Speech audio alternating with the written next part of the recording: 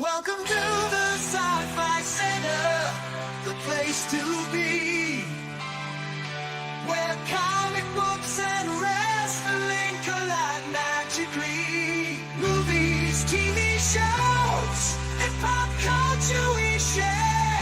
Get ready to rock, we're here to take you there. From superheroes to aliens in outer space, we've got the latest news and reviews in our embrace. Turn on your screen, let the neon lights glow. We'll take you back to the 80s. Let's rock and roll. Sci-Fi Center, where the legends come alive. Get ready to geek out, let your imagination thrive. We're diving into the past with a touch of modern flair. Sci-Fi Center, the ultimate pop culture lair.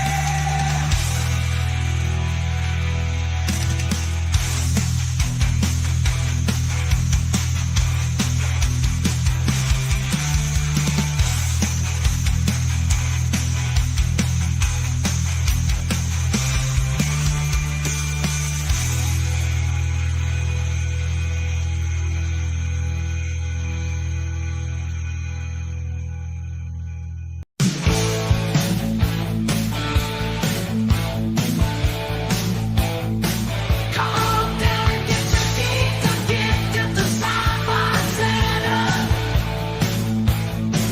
We got almost everything a geek could want at the Sci-Fi Center. You name it, we got it. Star Trek, Star Wars, Marvel, DC, and everything in between at the Sci-Fi Center.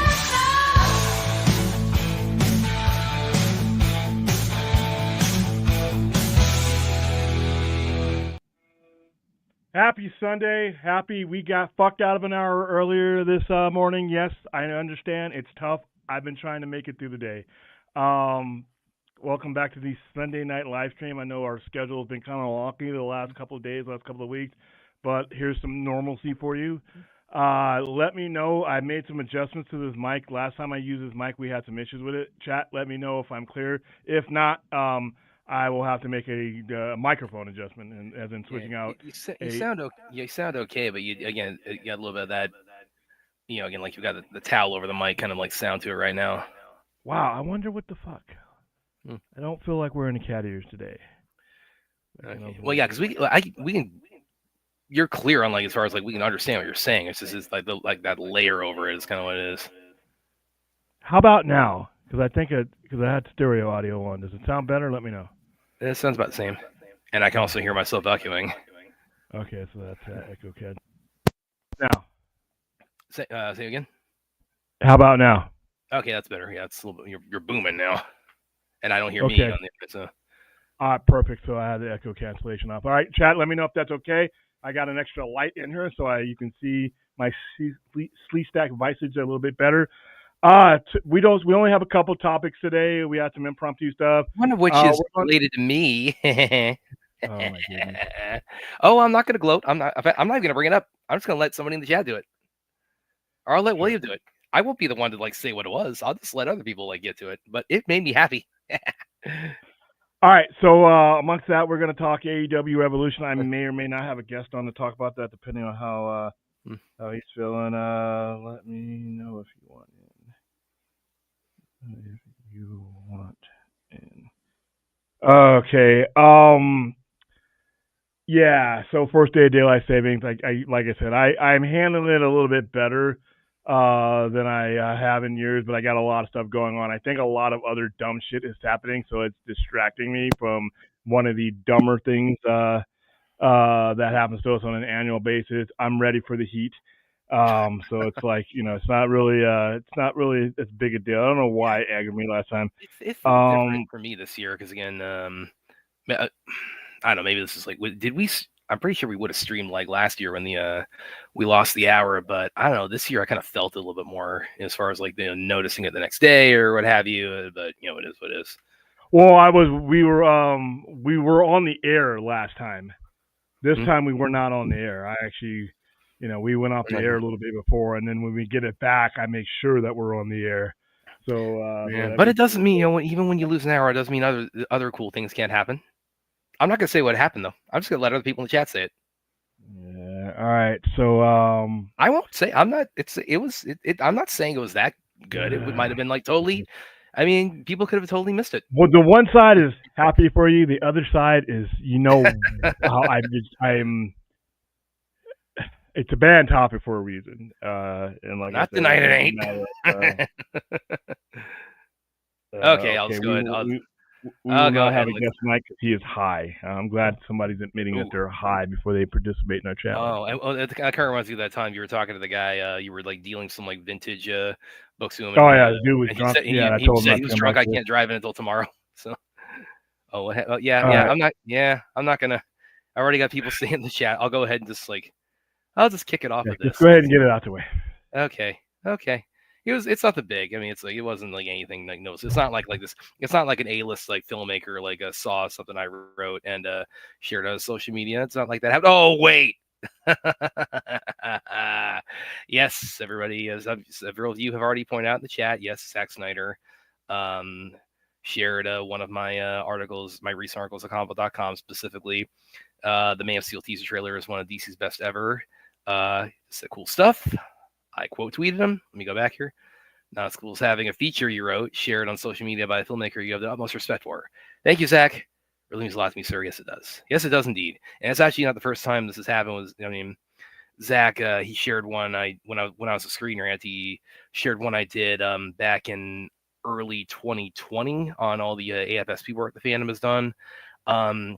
He shared with the Sci-Fi Center what we've done here at the Sci-Fi Center, the AFSP drive we've done with all the watch parties. I think that was in the lead up to Twilight of the Gods, if I remember correctly, like when he shared that. But yes, of course, this brought a smile, and this brought a smile to my face. And of course, this happened when I was offline for a couple hours, so I didn't even know what had happened. So like 2 hours after it did, when my messages blow up, and I was actually talking to one of my editors earlier about something, and he said, okay, yeah, that works. By the way, congratulations on Zack Snyder sharing your article, and he linked it to me. So that's how I actually saw it. So that's kind of interesting. I'll go ahead and I'll clip. I'll take the URL for the article itself and put it in the chat for you guys who want to go ahead and read it. But yes, this obviously in the entire galaxy and all realms of all existence in the multiverse, this is of course by far the coolest thing that happened today. How's my sound? I just want to admit it. You sound about the same. Okay. But yeah, this joking aside, this Zach, as I mentioned when he stepped away, William. I mean, he has shared both stuff I've done, independently at the Sci-Fi Center. In my work with different outlets, like, such as some I've done with Screen Rant, and I think this is the first one I've written for a comic book that he has shared. He's also, remember when he shared the link to the AFSP drive, with the Sci-Fi Center, and I believe that was in the lead up to Twilight of the Gods coming out. So, this was this just brought a smile on my face. Again, it's not, other than for me personally, it's not like earth-shattering news for anybody, but you just can't help but like enjoy these things when people involved with stuff you really enjoy. See your written work about it and say, oh, like, thanks for writing that for me. And one thing I tell a lot of people when they when they're kind of like newcomers to this line of work, like online entertainment journalism, one thing I tell a lot of them is that I find doing what we do, it's actually, and I would even extend that to what we do here on the Sci-Fi Center. It's really easy, I think, to forget that people in the business, they really are, they're locked in, and they are paying heed to what is being said about their work, in the online sphere, much more so than a lot of us realize or notice a lot of times. And so that can lead to things like this. A lot of where you'll just like pull up your phone and like see something you wrote about Man of Steel or about whatever topic has been shared by parties associated with it. And again, it's not news other than for me personally, but it still is very gratifying to see that. And I've had a fair amount of that over the years, just in general. I mean, like Scott Adkins, like he just, with one of my pieces I did a KFK, like the top 15 most anticipated martial arts movies 2025. He actually shared that on his Facebook. He actually shares a fair amount of my stuff, and a lot of other people have. But with the journey, like the fandom has taken with Zack Snyder specifically, you know, with relating to Justice League and all that jazz. I mean, this kind of has like a sort of like a sentimental quality all of its own. So that even though this is about Man of Steel, not Justice League, it's still brought a smile on my face. So you guys, I hope, permit me to, you know, my little moment of vanity here on the show. So there we go. That's what happened for me today. I just shared the URL to the article itself in the chat. If you guys want to go ahead and read it. All right, so let's hit some of this real quick. William, with the success of Friendly Neighborhood Spider-Man, does this open the door for Marvel? No. I don't think you're going to see Marvel do that much more with it. I think Marvel is headed towards the end of their type of multiverse story. As I've always explained, Marvel uses it as a plot device to get to a certain point where they want to be story-wise, whereas DC, it's more of a permanent fixture. I don't think that it means one. It doesn't mean you're not going to get any more, but it doesn't. There's no indicator. You know, I wouldn't use this as an indicator that you would get more types of stories like that.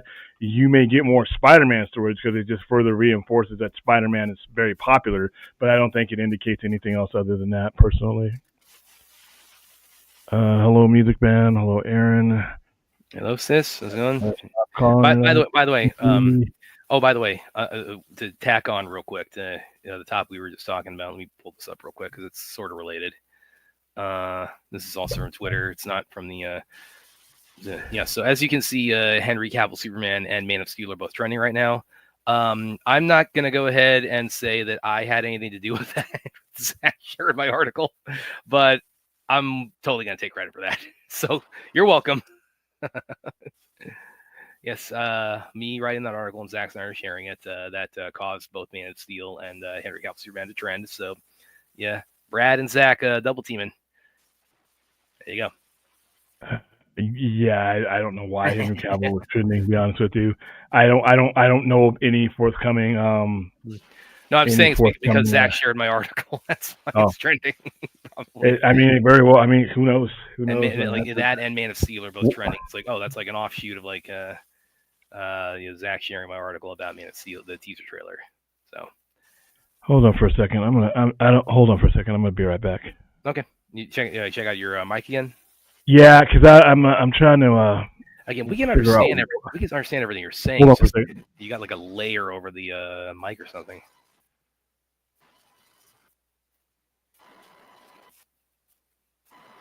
Okay. Let's see what those guys got for us.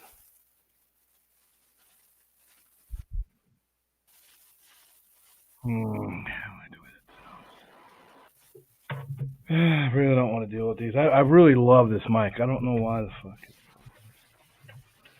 Oh man, the cat ears. You got it. It's not Cypher without cat ears, man. Come on. Yeah, but it's a pain in the ass because I'm still open and I got stuff going on around me, and it's kind of a pain in the ass too. But in all seriousness, I mean, like as William said, in the kind of his lead into what we were talking about there, it's like you got like, oh, Brad, you got like people loving or hating that happened. It's been like 99.9% positive. I mean, there's not a lot of like negativity I've seen associated with that. So that's pretty gratifying. I admit. Okay, did you plug that in? Because are you saying? Because I can't hear you right now, man.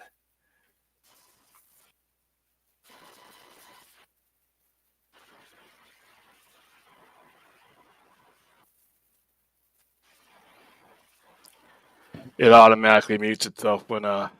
Can you hear me now? Yeah, you sound good. Yeah, now my camera's all fucked up. This is why I want a permanent setup where I can just walk in and just sit down and turn everything on.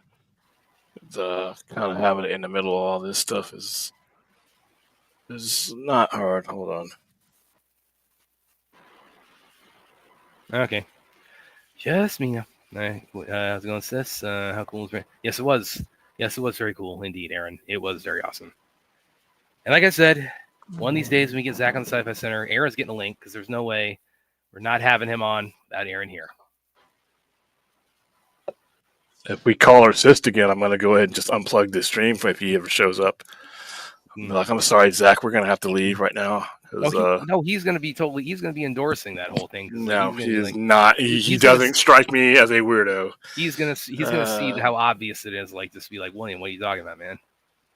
Yeah, he's going to look at you like, okay, maybe. He's going to start looking at his watch is what he's going to start doing. Nice. All right. Let's see what else you guys got here. I only saw the little 30-second spot that they did a couple of days ago. Yeah, I haven't seen that. I haven't seen that one yet. Is that the one they're talking about? That sounds like it presents itself like it's A24.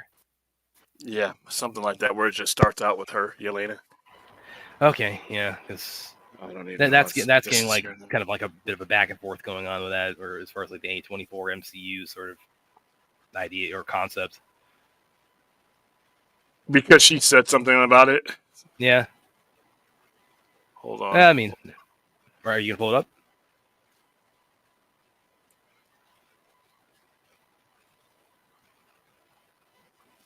All right, yeah, that's much clearer. I really need to get a new standard mic because I don't like using this one anymore. I mean, it's kind of cool every now and then, but it's like I said, if I were at the house, when I'm at the house and I have earphones, that's different. But it's in here, it's just not. I don't like having anything over my ears. I want to be able to hear everything around me, and these kind of mute out everything. So yeah, so no, I saw that. Yeah, we fixed that. So we're way down here. No, we really don't need to do anything stupid like that. So, anything stupid? What? I think I missed that one. Putting your face on Gunn's face or something like that. Nah, it's no. Passing that. I keep hearing this, and I'm like, there's no basis for that anymore. That opinion is that sounds cult-like to me. That sounds cult-like to me because to me, you're putting the resolution of the story second. The story is first. Actors are second. Format is second. The story is first. If you're putting things ahead of the story, you're already going down the wrong road. If you have an opportunity to finish your story and you don't do it, that's fucking dumb. You don't know how many opportunities you're going to get to do that. They've already had 20, so we already know they're fucking dumb. I mean, but I'm talking about people who are saying, why, that's stupid. Why would you put an ultimatum, an absolute live action? Why would that's stupid? Why would you do that? So you'd rather go without the story ever being resolved because you can't because the logistics don't ever come together, and in all reality they may never come together again, and it's not for lack of want, it might be lack of logistics. So you're going to tell me that you would rather not have the story, and this is not directed solely towards I hear this all the time. Well, it's also you have to bear in mind this is fourth too. No, this is not towarst fourth. This is I'm talking in general. I mean fourth saying anything, you have to kind of like take her in. I heard this today when I was watching Film Junkies 11-minute take on it about how it could be. How it could be. It was from comicbook.com. No, it was a movie. It wasn't. That's a different outlet from where I'm at. It's because I saw that and thought, did somebody write that? That I know. It's like no, that's a different outlet called comicbookmovie.com. So just to kind of be okay.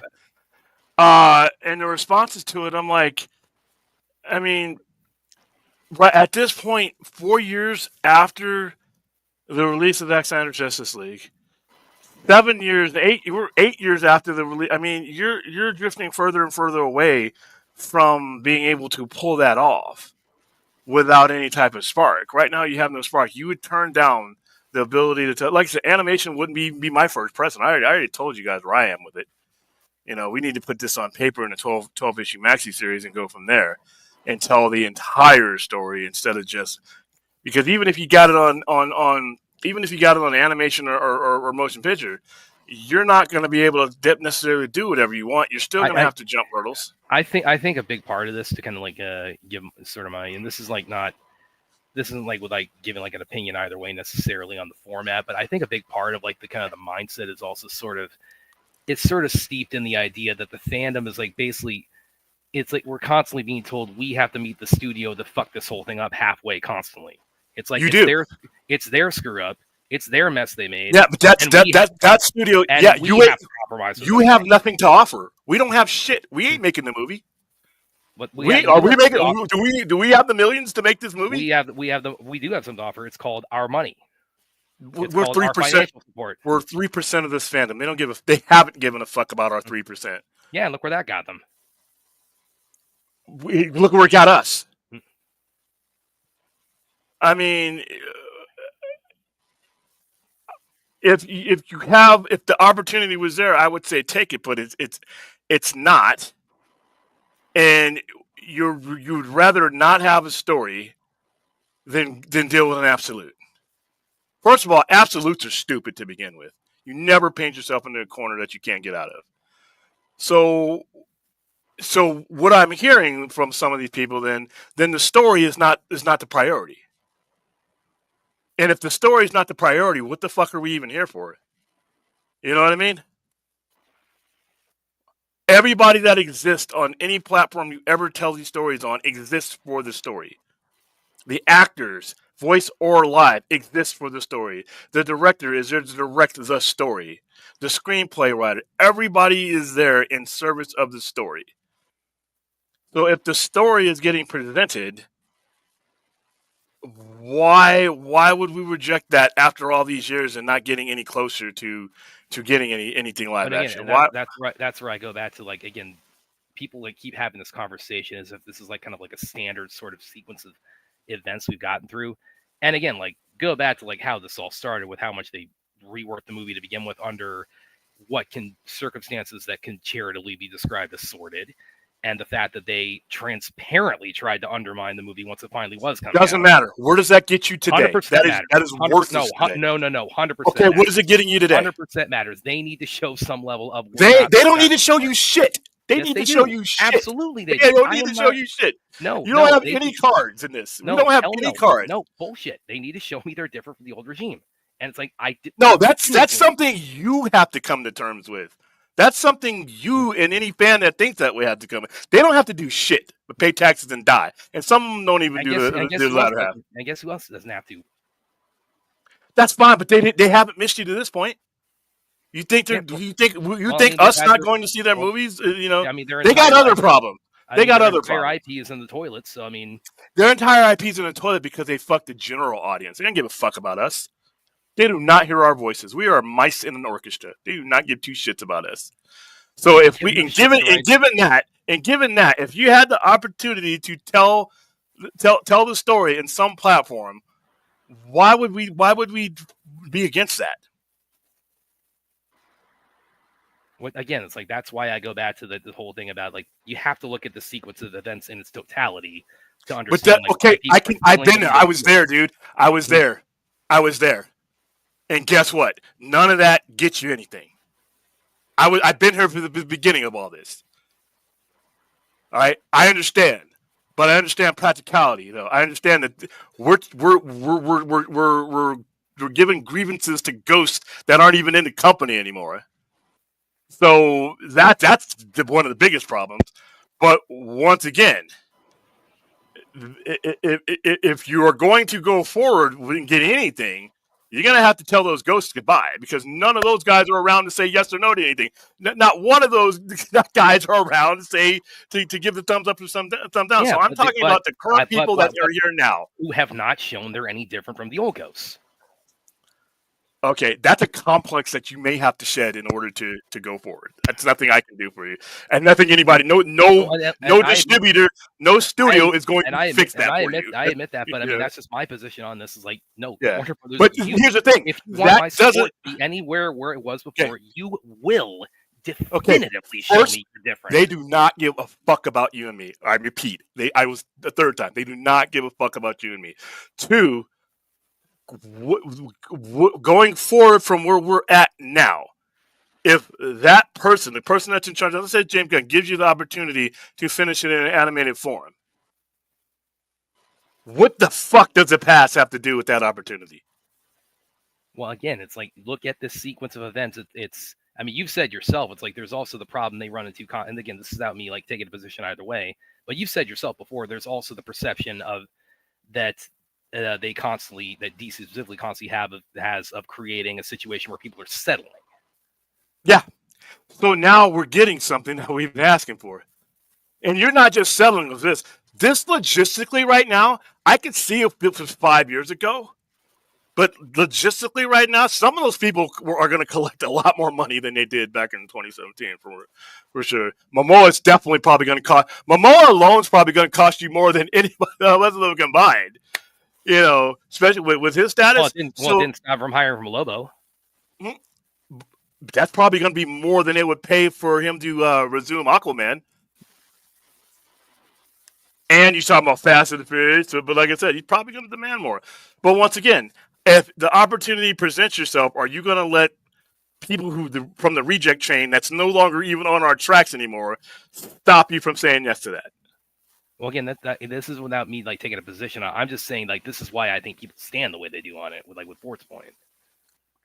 No, I don't think he's even making a point. I think he's just fucking around. But no, this stand just is doesn't do anything. You're banging. These people are banging their heads in a room where all by themselves, where nobody hears or sees them. So it's like, I say, get the story out. The top priority is to get the story out there. If it gets adapted on other platforms, then damn, go for it. But right now, everybody who's saying live action or nothing, you have no ammo, you have no plan, you have no nothing but angst. That's all you got. Right now, if you were to get the story out there in some other way, and then it's successful, and people are seeing it, and you have metrics and stuff like that, now you got something to mess around with and walk into an office. And again, like this is where we point out, like William's suggestion, he would collect dividends on that. You know. Yeah, listen. I told you, 12-issue maxi series. But guess what? Any form sock puppets, I don't get the story out there. Right now, the story is not out there to do anything with on any level anybody's going to risk any money on. At least with a comic book, like I said, just with Absolute Batman, I guarantee you're probably going to get an Absolute Batman movie before we get anything else. Why? Because we have metrics to measure it upon. That's what I mean by saying, if whatever format you get this on, fucking take it. Because that gives you data. That gives you metrics. Now you can say, well, damn, this many people watched this or this many people bought this. Right now we don't have shit. We're saying we're giving out absolutes and we don't have shit. We have nothing.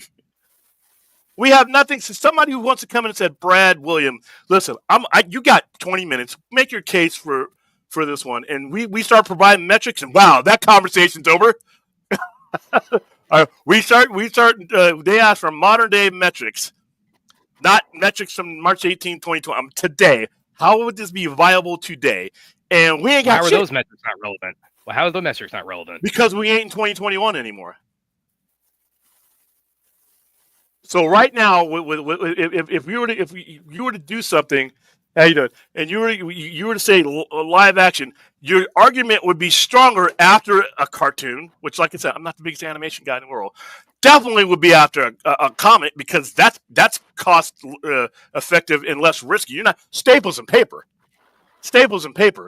and look what Scott Snyder's done with paper and staples. He's made a case that guy could walk in and push us out of the office and say, "I want to do an Absolute Universe movie or cartoon right now." And you know what he has on his side that we don't have?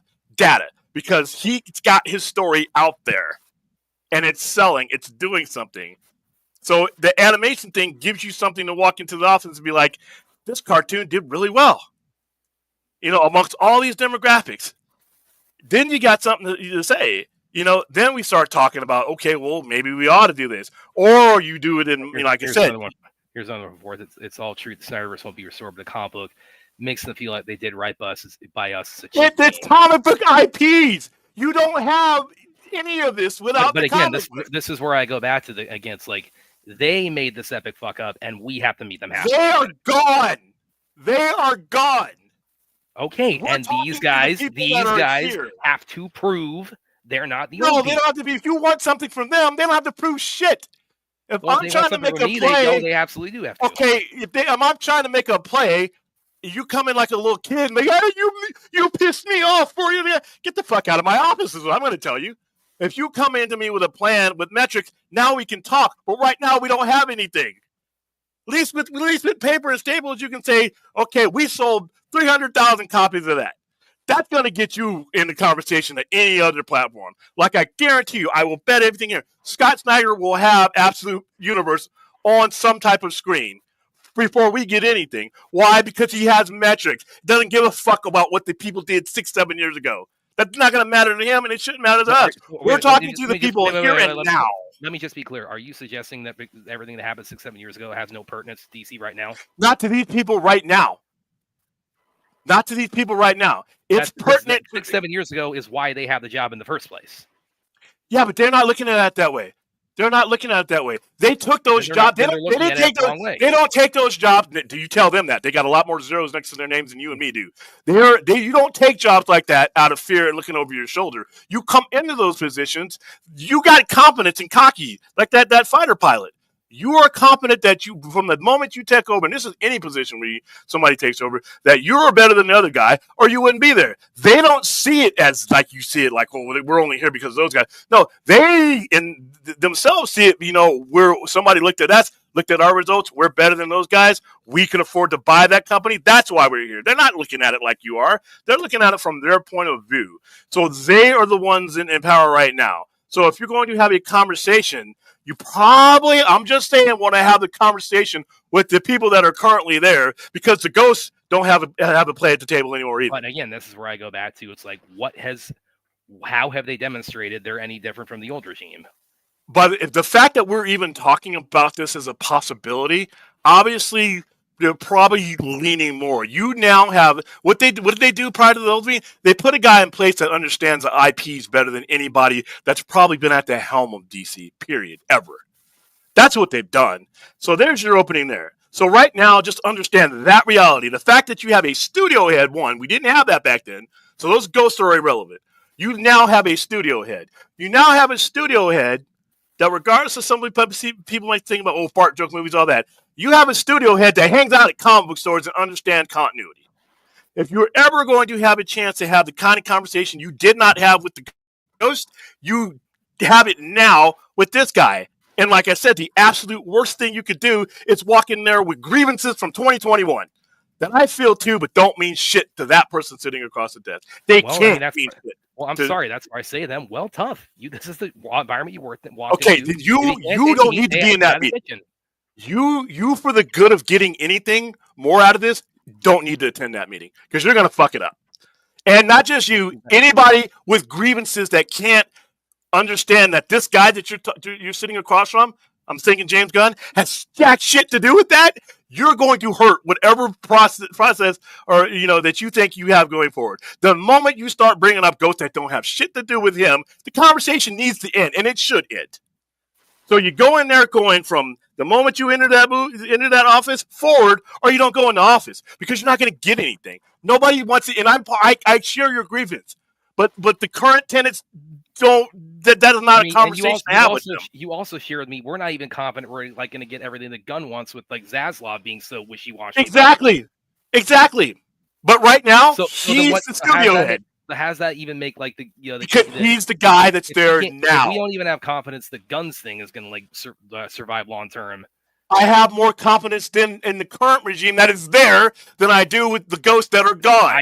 I can't get there. I just can't get that far. Like I said, if anybody who's thinking like Brad, if there was a hypothetical meeting, with the current regime, the best thing you guys should do for any movement is not be there, because you're going to fuck it up. You're going to bring these grievances. You're going to bring all these, theories and shit that don't bring only what is relevant to the conversation that you are having now. That's it. And right now, you don't even have that, because you don't even have the cartoon.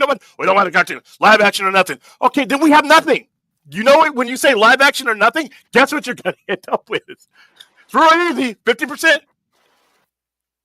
Have a business conversation. Leave the fanboy ones back at the comic book shop. Leave those here. I can't get on that boat, man. It's like I just can't get on that boat. Like I said, if you can't, then if there was ever a relevant conversation to have, 7 years we're you not don't need to be there. If the last 7 years were not pertinent to how this regime, you're not going in there with the legend. It's not that regime. That would not be the case, but like it absolutely is the case. Or how they you need to be. You don't even need. Not only do you not need to be in the room where that meeting has, you don't even need to be in the building. You are going to hurt any chance of anything happening. Not only are you going to hurt the chances of anything happening, you're going to sour the conversation to where somebody with any business sense that then Warner Brothers Discovery or DC Films is not even going to want to talk to you. All right, you're going to turn the conversation into one they're going to roll their eyes at, rightfully so, and they're going to walk away from you. Well, I'm sorry. So, well, again, too bad. It's not like you guys have been like rolling in the dough on like your DC output for the last several years. So it's not like you have a lot of leverage on the matter. Like I said, I deal with the regime that is here now. Like what? Like your last 8 movies, Bond? Okay, no. How many of those were James Gunn's movies? So he oversaw the last several of them, and he clearly how many of those were from the creative engine of DC Studios? That's irrelevant. It's like that is very relevant because if you come into the office with that bullshit, they're going to throw you out. And if I'm standing there, I'm going to be like, he's not with me, sir. No. Let's have a conversation. Let's have a real conversation, not a grievance conversation. As hard as he did. So you're gonna go into and to make your pitch to get something more or a resolution with grievances. For this situation, 100%. 100%. Okay, like I said, the best thing they could do is not even take your calls. The best thing, and the best thing for you, for somebody who wants the resolution, the best thing for all of us is for guys who have that frame of mind to not even show up at the meeting. So because you're going to get nothing. So you're suggesting that people just forget the last 7 years happened? No, I say for people who want to go forward with something, to go forward, not backwards. All right, leave the TARDIS in the imagination. But you can't go forward on this. Yes, you can. It happens every day. Adults do it every day. Adults do it every day. This situation. Once again, like I said, you need to be out with the hot dog stand guy outside of Burbank Studios and not in. Yeah, you guys will absolutely destroy. Yeah, okay. So you pick out the worst fucking response in the chat to agreement. Go ahead. Well, like I said, grievances. Nobody gives a fuck about our grievances, guys. I know you do. I know you all do who think this way. But if you go into this with live action or nothing, and that's your only options, I guarantee you the option you're getting. Nobody gives us 2 flying squirrel fucks about what we've been through the last 7 years. And you damn sure don't need to be taking it to somebody who wasn't there those last 7 years. That's just dumb. Well, he was there when he got hired for Suicide Squad. Okay, but was he the head of the studio? Was he the head of the studio at the time? Nobody was there you go. You're trying to talk circles around what's going to be relevant fact if you were ever to get this shot. You're trying to convince yourself. That's not who you're going to have to convince. Or do you have a pitch to somebody who has the power to say yes? Again, no. We can't talk about this without talking about how we got here. Why is James Gunn going to give a fuck about that? Because he has to. Because his how we got here. 100% he does. But no, he does not. He's a fucking dummy if he does. Why would he take on 2 tons of weight that ain't his? He's already got an uphill battle with the brand damage to begin with. Why is he going to get into those weeds going back that far? Again, going back to this, basically what you're saying is that the last 7 years that led up to this is just irrelevant. You're trying to mix shit up. No, is it going to be relevant to David Zaslav? No. Is it going to be relevant to James Gunn? No. Is it going to be relevant to Saffron? No. Is it going to be relative to the investors? No. No matter what you try, what you think about it doesn't mean shit to them. And they are the ones with the IP. So if you can't leave the grievances out of a business conversation, then you need to be out of the conversation. Then you can't have it both ways and say, I'm actually... There's no both ways. There's only one way. Shove you out of this. There's only one way. And your way is not irrelevant. It's their IP. It's their property. No, but they're trying to have their cake and eat it and saying, we don't want to hear from you. But when our stuff if you don't have anything relevant to say going forward, they don't need to hear from you. And personally, I don't want you in that room. I don't want anybody in that room that's going to come in there with their bag of grievances and pull it out and say, well, back in 21, I don't give a fuck what happened back in 2021 right now. It sucked. It This sucks. is I good understand. stuff. But I am not in 2021. I am in 2025. I'm in 2025 trying to go into 26, 27, 28. Hard enough as it is. So if you're going to come in and onto this journey with us, and if we were a business that ever listened to you, that's where you need to start off. You need to get on the subway train that says 2025 on it. I'm sorry you got some bums beat the shit out of you from 2017 and 2018. It sucks. I understand. I know where you're coming from. But I also know that none of that's going to matter for me getting what I want going forward. And absolutes are dumb when it comes to that. All right? The circumstances sometimes dictate things more than grievances do. But the last thing you want to do is are bring the in circumstances grievances. in this situation. Not to them. Oh God, William. Like I said, the best, like I said, guy, if we ever do get some kind of fucking town hall meeting or something like that, where somebody that says yay or nay is actually there and actually listening to us, you want to see any future of it die immediately? Come in there with shit that's not relevant to going forward. You want to get a diary, get a blog, and write. You know what, dear diary, I was screwed today. I mean, that's fine. But for the purposes of getting something forward, let's have a conversation that somebody's going to actually listen to. Not one that we talk to each other in our echo chamber and talk to ourselves and bring up ourselves. If you're trying to go forward with this, the absolutes are not going to work. They haven't worked. They're not going. And in all their defense, no one with any common sense that's running a studio should listen to us when we talk to this way. They should throw us out of the office when we talk this way. They shouldn't even take our appointment when we talk this way. If that's what we're bringing into the conversation, we're wasting their time. And we're wasting all of our time because we're not going to get anywhere. It's going to turn into a therapy session from 2013 to 2021. And I don't think anybody's going to have time for that. Not anybody who had played almost no part in that, and that's going forward. We either go forward and get something out of that, or we're going to be where we've been. Chasing ghosts. And like I said, I don't have a Ghostbusters top. Now that William's gone off on that rant. Now you're the one that went off on the rant. I just responded to yours. Rant. Like I say, by the way, the word rant, I hate when people misuse words. This fandom doesn't know what the word delusional is. And I've tried to read the definition. Rant is not that's a response. I'm on a platform and I'm responding to something that came up into the chat and something that's been a prevailing. That's not a rant. A rant is when I open up the show and I just give you my grievances. Look up that word too, guys, because that's not what I do.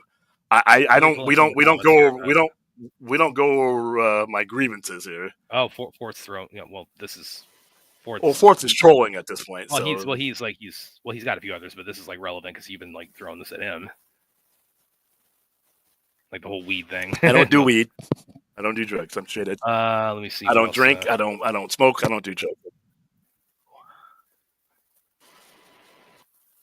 Okay, let's see what else we got here. Fourth. It was also one for Fourth.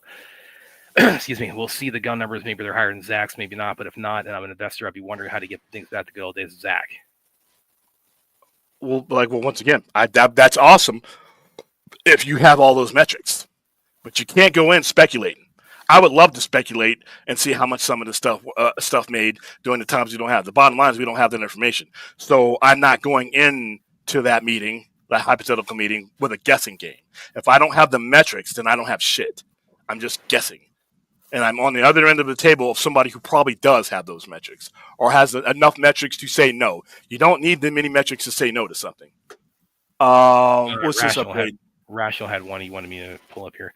Brad, you don't know Gunn can get closer to Snyder's DCU characters in a multiverse move down the line, and he isn't saying anything to not ruin the surprise. Is this a question or is it a statement? I think he's saying it's like I don't know, and so they're and I've written about this, so we don't. Like I said, we don't know, and like I said, the one thing that if there's ever going to be, and I've said this over and over again, fucking camera, if we're ever going to get any type of anything, one more inch of this storyline, it's going to be with a guy like James Gunn at the helm, because his mind works like ours more than anyone we've ever had in this position. Anybody we've ever had at Warner Brothers executive, his mind works like ours. There's an appreciation there. But like I said, when you come to a guy like James Gunn, you got to come. You can't come with the grievances. It's just But like, but you know who doesn't have the appreciation that we have both admitted doesn't is David Zaslav. Here's the thing, though. Until such case where it looks like he's being overridden by David Zaslav, I have no. I'm just, I'm not going to do the lone gunman thing. Now, if it looks like James Gunn is going one way and he's getting overruled, now that's a different conversation. But as it looks like right now, David Zaslav, after that first blunder, realized, I don't know what the fuck I'm doing. Let me get a studio head in there. And from that point, that's what we've had. We've had the studio head. Now, you're hypothetically, if it looks like we're dealing with a situation where the fat cats and the hedge fund guys are saying, well, no, yeah, now we have that conversation then. But right now, I don't see any indication that would be the case. Braden, William, which makes more money? A comic book continuation of Snyderverse or animated continuation of the Snyderverse? I say comic books. Well, I mean, I think he's asking what. Well, I mean, that's kind of a different question. Like, which makes more money, which makes more profit? Because I'm gonna say comic books. It's like raw numbers. I mean, it's like, they could both like make the same, but it's like, what you're expending versus what you get back. Here's the thing, though, and the reason why I always say do the comic book first is because that's the argument to say, okay, if this is not successful, say it's not successful, and it doesn't garner the audience that we think it would. Say, for instance, because you're going to need to have that conversation too, because you're asking somebody to risk their money. So when you're talking about paper and staples, the risk is not as big as you're talking about once you start getting into animation and we start getting into movies. Now, once you get the graphic novel or the maxi series out there, and you've sold your 400 and whatever 1,000 copies times $5, do the math there. Now you have a financial basis to think, okay, we have an audience, and now we can look across all those people who bought it. How many of those people were the diehard geeks who were already buying comics, and how many of those people were brand new people who came in because of the Slap P? What that tells you more so than the cash is with the viability of the next step. If you're bringing in absolute Batman numbers right off the bat, you justify taking the next step. And then you start looking at, okay, and it's not just a dollar amount, it's how many, out of the percentage of people who, how much does Zack Snyder's Justice League and Zack Snyder's story arc still resonate 4 years after Zack Snyder's Justice League is? Because that's going to be the biggest question that any business person is going to ask. Yeah, I have us 3%ers, but how much does it resonate? We have no way right now currently with new current numbers to say, okay, this is hot. This is something we can risk 50, 60 million on. Whereas you could escalate that with comic book sales, because you could at least make the logical conclusion that, given where the demographic is coming from, now is this general audience demographic that we can take at least this much. And then that relegates how much you spend. But right now, we don't have anything. We have guesstimations of what we think that the numbers might have done years ago. And it sucks that they hid that shit. I agree with a lot of you. But at the same time, it's what I agree with and what we have going forward are two different things. You can have a fanboy conversation that gets us nothing, or when the opportunity comes, you can have a business one that at least gets us something. You might not get everything you want, but right now I don't have shit. And like that, even for a dummy like me, 0 is nothing. Okay, so... Okay, where was I vilifying anybody? That's like, I wasn't. I fucked around and turned the chat up against you. I wasn't vilifying anybody. Where's Evil Brad? Hey, where's Evil Brad? Why I got Evil William for no reason at all. Where's Evil Brad? Brad is turned against you guys. Brad has gone heel. No, I got support in the chat too. But where I don't know. Brad is gone. John Cena. Where did I vilify anybody? All I said was that and I don't see how this is an unreasonable position to take, is that before I can get on board with this, or before like having any kind of conversation about future stuff, it's like I need some indication that I'm not getting another Hamada Emmerich regime. from this regime. Well, the indication is that Hamada and Emmerich aren't in that regime. That's your indication. Yeah, but then again, as he said, it's like, would you talk about like we have to speculate that Gunn and Safran and Zaslav had the conversation behind the scenes of like we need to like ride out the storm on this to be successful this long term, and that's where I said, okay, does Zaslav strike you as the guy who's going to do that? But so far, I have not seen anything to indicate that he is.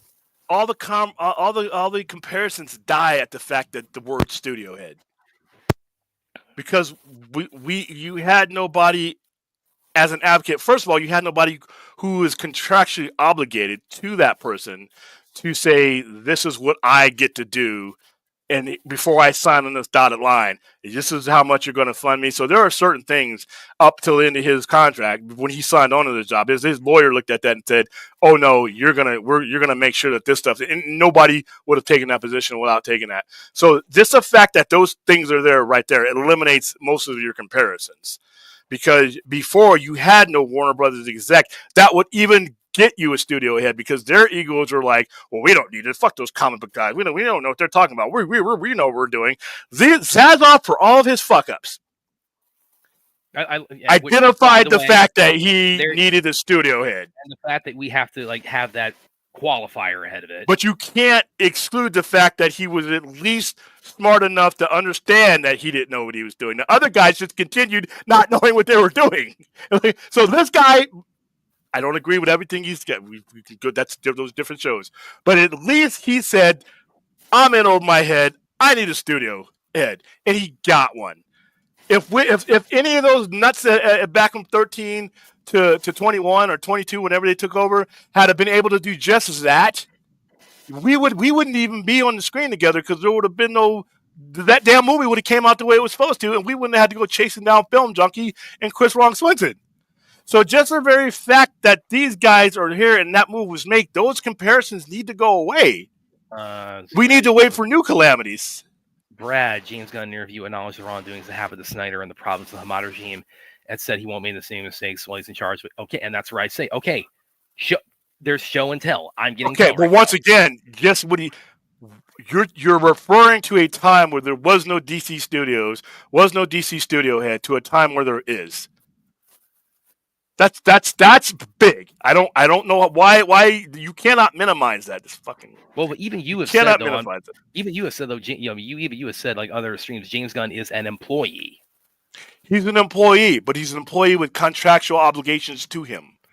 Like right now, there are certain things that he gets to do with that have already been agreed upon that can't be undone. Under the Sarnoff and Emmerich regime, anything could be undone. The fucking dude be making a movie and have it butchered. When you're a studio head, there are certain things that you have worked in. Kevin Feige, there are certain things that Bob Iger and Chapek had purview over, and that's why Bob Iger or Chapek didn't completely fuck up Disney films, because there are certain things that he just couldn't do. So, like I said, he's an employee, but he's got a contract. Yeah, but also like we were talking about Green Lanterns the other night, and like even you were saying, it's like you have your perspective on this is Superman, just get me to Lanterns, and then if the Superman fails, listen, if Superman, I don't think, by the way, don't be clipping shit out. I am not saying Superman's gonna fail.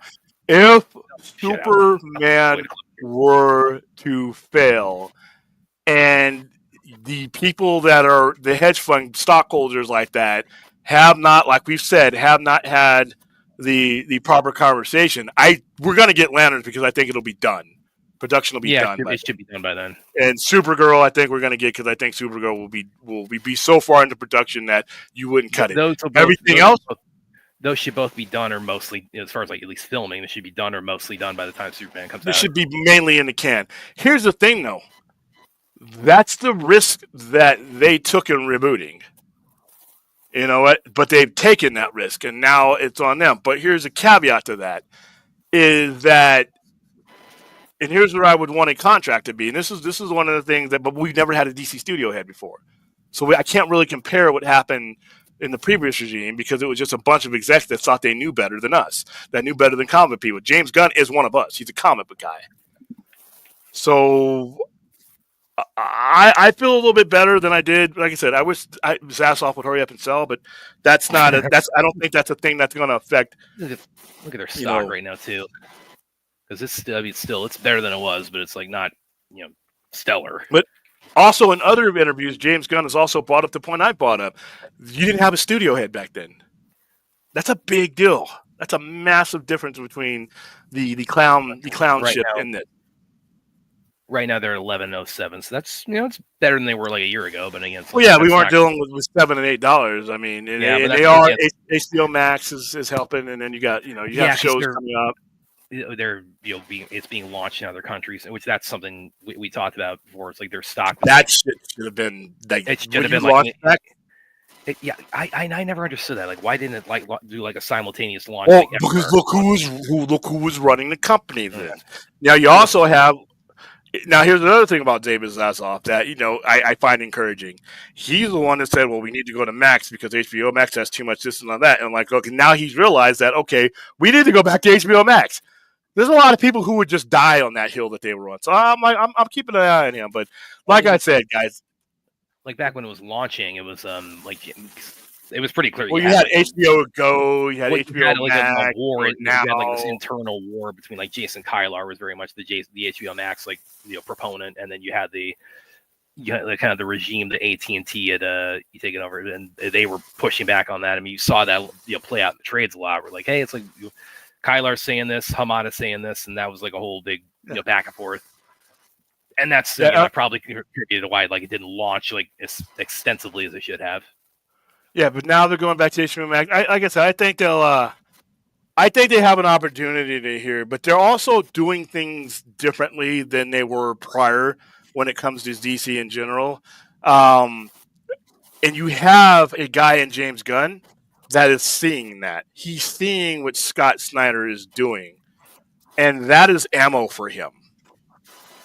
Don't think that Batman the Absolute Universe is not getting the attention of DC Studios. Oh, by the way, because now I got a rant. I got to go on because yours will probably be a rant though. It's a short one, but it's like I went to my comic book store this week because I guess somehow the dates got mixed up. It's like I was under the impression that Absolute Superman was going to be out this week, and it's not till next. Absolutely. There's a gap. And I don't know why, but there's a gap in between. Yeah, there was some miscommunication there that I'm a little bit annoyed about. And actually, since I have a comic book store owner, I'm talking to you right now. When is with because Flash and Green Lantern and Martian Man where are the dates? I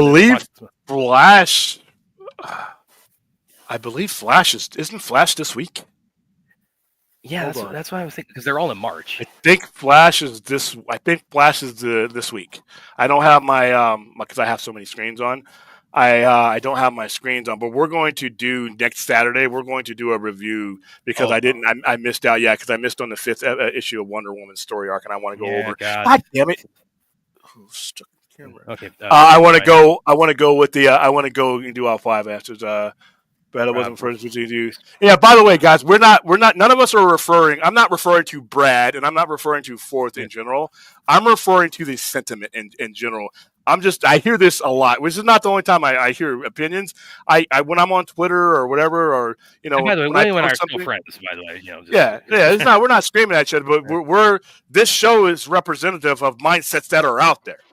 There are people who will legitimately feel how Brad does, and I feel. Trust me. I understand. You're preaching to the choir. Now that I've gotten past that, though, the question becomes, do I want more? And how do I get it? Not how I feel, but I feel like shit. I feel like shit along with you. I got to put that aside. If I want the story, man. I want to find out. I want to see what Darkseid did to Themyscira. I want to see all that. I want to see it undone. I want to see all of that stuff. And I can't get to it with just telling you how much I hate what happened in the last 7 years. I understand it's there, and it's relevant to our psyche. Like I said, it's what keeps a lot of us at home with this invention that I created. And guys, I'm going to start taking legal. I'm going to start. Yeah, I'm going to start taking legal action against you guys that are using my device. So, but what's happened in 7 years has turned me into a guy with this as my champion. Whereas prior, I was the guy at the arena with the sign and the T-shirt. That was me. But here's the thing, though. Good news for you guys, DC. I'm still here because guess what? Even though I'm not at the arena, I'm still watching you, and I can put this down just as easily and go down and be at ringside. So yes, in a way you are right. They do. They have to prove to everybody that they can pull this off because no one has. But when it comes to the subtopic of getting a specific story arc completed, I don't think we're going to ever have a better person in the cockpit than the one we have now because his mind works that way. You think Sarnoff could come up have the imagination that James Gunn did? I'm amazed that he had that job as long as he did. To be honest, You think even Safran? There's a reason why Safran is the accountant type guy, and the imagination guy is that we've never had a guy like this. This is the thing. Yes, we've been through some shit, but we haven't been through it with James Gunn. James Gunn understands the dynamic of comic book storytelling. That I will defend. I do think you may not like the story he tells something, but you know what? Keith Giffen, may he rest in peace, told some stories I didn't like, but he also told some great ones that I did love. So Gunn's apparently retell them now. Yeah, I understand. I understand the apprehension, and you'd be an absolute fool not to keep that in the back of your mind. But don't bring it forward if we ever, hypothetically, ever have an opportunity, and somebody comes in and says, "We're going to do this in a movie or in a cartoon," and I'm going to be like, "Okay, where do I sign up?" Not my first option. I'm going to try to talk. My business is going to be like, "Here, let me show you. Let me show you this." You want to do your thing? I got it's up here. So here we go. I'm going to talk them out of the cartoon, and you guys are going to hate me because I'm going to tell them this. I'm going to be like, hey, you animation guys, why don't you guys here? I'm going to go buy some coffee. Here, coffee's on me. Go down in the lobby, get you some coffee. Leave me alone with these guys, and I'm going to be doing this shit because, in my opinion, yes, it's biased. In my opinion, you get the real estate to tell the whole story. You can add on to it. You can illustrate on it. You get 12 issues. Plus, if you want to do sub miniseries like Legion of Three Worlds did when they did Infinite Crisis, you could tell the full story. I can go 32 pages, 64 pages with Darkseid attacking Themyscira, with the anti-life equation, with all the backing and supporting story that we would never get in 2 hours or so. I can tell it in something like this, and this costs nothing to make. It's like I said, it's literally papers and staples. That's all it is. The markup on a comic book is almost nothing, but what it does is when you sell 300,000 copies of this times $5, and then second printings, because they've made way more on Absolute Universe than just the base sales, because I got fifth printings of shit. And they do them with different covers so that it's not just a downgrade. It's an exclusive limited ratioed cover on some of these things. So you're talking about that money. So now we're talking about, this couple $1 million on 4 cents and maybe $1. I want to look at. I haven't looked at the numbers lately, how much it costs a comic. But if you're selling a comic for $4.99, trust me, you ain't paying that much more than $1.50 or something to make it. And that means your markup on that is like $3 per unit. So and then we're going to find out. They're going to send little pamphlets to us saying, "Hey, who's buying this comic?" We'll get surveys. Is it your regulars? Is it the comic book geek, or is it the guy that heard about it on Entertainment Tonight, or the guy that heard it on some guy's YouTube video? If it's Joe Average ends up backing up those sales on that, that means we got the people who just want to chase Bigfoot and the jockalopes and stuff like that. They want to be in on it. Speculation, yeah, but when you're talking about the whole Zack Snyder thing, it's become its own folklore. So that's immeasurable, man. Like I said, I do it in sock puppets. Give me Darkseid the sock puppet and Wonder Muppet. I don't know. If Zack let go of his anger with WB and has reestablished his relationship with them, then us fans need to let go of it as well and establishing a relationship with the new WB. Well, again, this is where I go back and say, again, you can't just, and I wrote about this. You don't have to, but you should. Yeah, well, you don't have to do anything, but you I don't should. have to do anything but pay taxes and die. And with all respect, and this is coming from somebody, I just wrote an article about the Snyder and Gunn picture, which I admit, wouldn't have minded if Zach shared that and put a wink emoji. But that's a whole other topic. But with respect to Fortnite, Warner Brothers, it's this. you can't just like throw a picture of Zack Snyder and James Gunn in my face and just tell me. I mean, just tell me everything's hunky dory now with the idea. I mean, that's transparently cynical.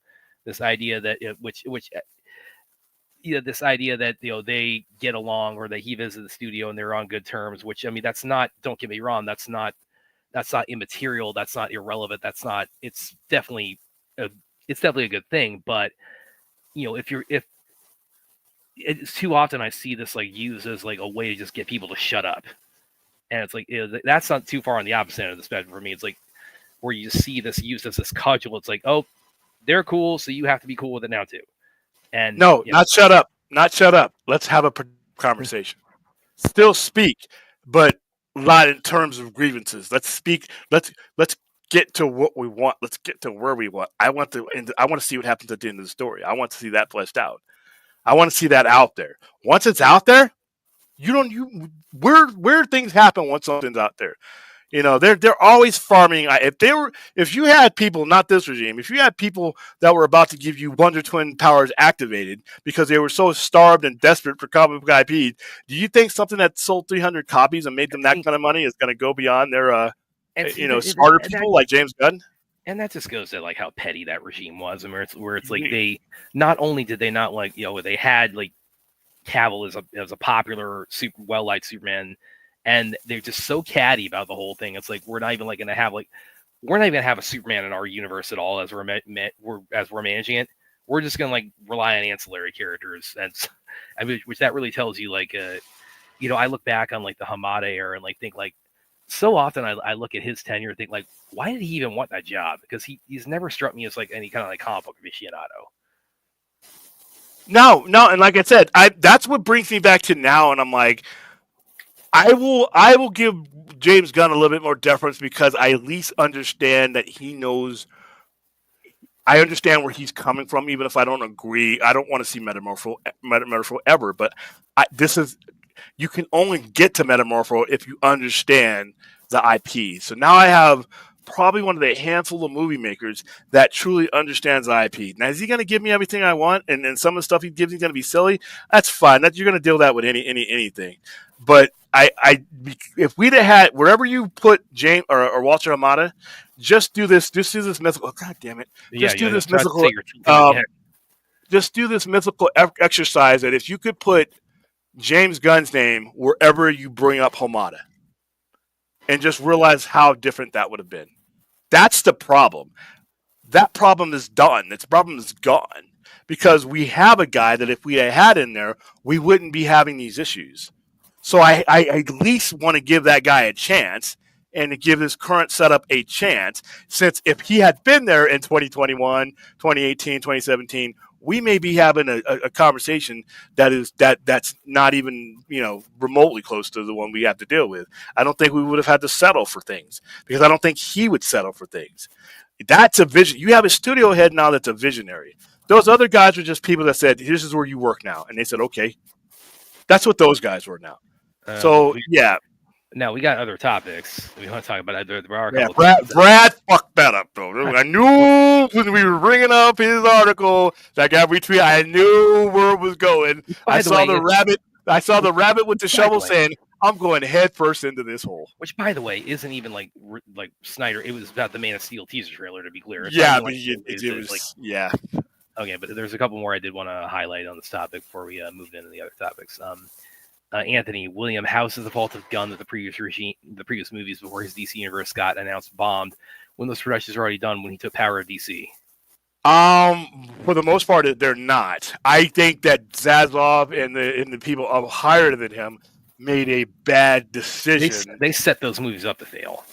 But I also have to understand that they weren't, and they knew this. After that, look what happened. After they fucked that up, Zaslav's like, "Oop, I fucked this up," and he went and got somebody else to do it. I wish that they would have I wish they would have handled that differently, but they weren't the people that were able to handle that. They did not have the vision and the foresight to salvage that and turn that into something. And as a result, they handed it over to somebody who did. I mean, I could say I wish I had a time machine to go back and say, "Hey, you guys don't know what you're doing." Yeah, I think all 4 of those movies, like if you didn't have like the preceding news of reboot incoming before those were released, I think all 4 of those you could tack on like you could add like another 250 to them easy for all Or 4 what you could have done is said, at a "Hey, minimum. we got this new guy coming. We got this new universe coming." You could have sold the new universe without a disaster. You just needed to take what was there and tailor it to your needs. You had the movies. You were doing reshoots anyway. You had the opportunity to take what was left over, sew it up, and then propel your thing going forward. They just didn't have the vision to do that. And that's where having a James Gunn before that situation would have helped you, because I truly believe if James Gunn had been there before those movies were done and released, I think James Gunn, I still think he would have gone and done his universe, but I think he would have used those movies before they were in the can. I think he would have engineered those movies to wrap up that universe and propel his, because even he has things that are in that universe that he was going to carry over to him. A full reboot wouldn't have made any sense to him. Well, not going to. He is carrying over like pieces. That's what I mean. So a full-on reboot, as it was kind of like representative, wouldn't have made any sense to him. So I think if you had James Gunn right as Black Adam was being released or before Black Adam was being released, I think everything that happened would have been to neatly wrap up that, because I think James Gunn understands this more than the previous regime understands, and to some point the newer regime is, like I've always said, you never tell the customer that you have in front of you to go anywhere else but where he or she is at. I get the sense and that's a comic book collector who has ever come to a comic book or gone to a comic book store, which James Gunn has, would have come to that conclusion. People who are not attached to the IPs they didn't have the capability of it. So it sucks that we didn't have him there sooner. But yeah, I think that's all fucked up. But I didn't think he had the ability to do anything but fuck up. He had the same disability that the previous regime had, but those guys would have never. They had 10 years to do it. Would have never said we need a studio head and we need to give him contractual authority to do certain things. Those guys would have never done that. So he did. One here. William, at any point when James Gunn took power of DC, did he ever promise to the fans when he got introduced that he was going to give closure to the universe Zack Snyder set up? No. That would have doomed him. That would have, from that immediate announcement, what he could have done, he could have, if you were going to do anything, just use the movies to do that. Because those characters are all, for the most part, Zack Snyder's characters. So I would have literally called him up and I'm like, dude, what were you think? I don't have all the real estate to do what you originally were saying, but what were you trying to say here? How can I use this to close your chapter and open up a new book without losing as many people as possible? You're always going to lose some people, but if you'd have came to me and said, hey, you know what, we're wrapping this up, but we're going to tie it off with a bow, and then we're going to feed you this new thing, I'm more susceptible because you're at least acknowledging I'm in the fucking room. Not like those previous clowns that are like, fuck you, go away. You never tell the customer you have to go anywhere but where he's at in front of you in your store. That is malfeasance. That is shooting yourself in the foot and the arm and the head. You just don't want to do that. They did not have a plan. They just assumed, based on whatever, that nobody thought these movies were good. I don't know. They could have talked to their accountants, maybe. Maybe. I've been like going through like a lot of like old streams of like a lot of people have done like right around the time the movie came out. I was watching one of the Vodka streams, just kind of like perusing through one of them right after the movie came out and after the Ann Sarnoff article came out specifically.